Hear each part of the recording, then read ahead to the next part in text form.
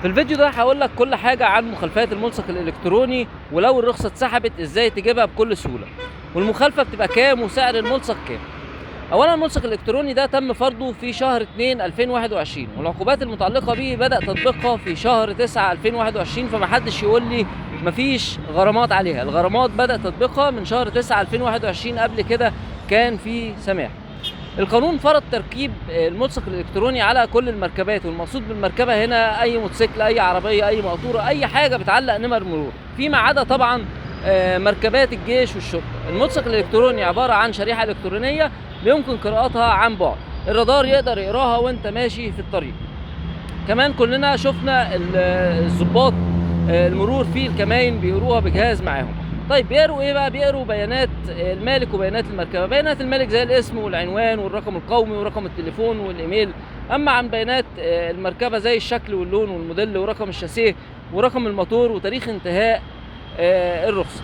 طيب سعر الملصق ده لو حبيت ان انت تغيره او بتركبه جديد بتدفع 150 جنيه ثمنه، بالاضافه ان انت بتدفع 150 جنيه كمان عن كل سنه في ترخيص المركبه بتاعتك.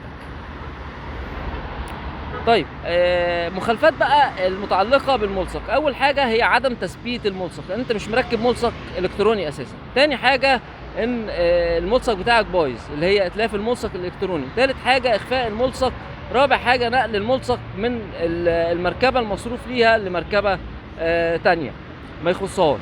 طيب المخالفات بقى على او الغرامات على المخالفات دي بتكون ايه؟ زي ما جت في القانون، هما الغرامات دي حاجتين او العقوبات حاجتين. اولا سحب ووقف رخصة القيادة من شهر ل3 شهور. اما عن العقوبة الثانية فهي الحبس مدة لا تزيد على 6 اشهر، وغرامة من 300 ل 1500 جنيه.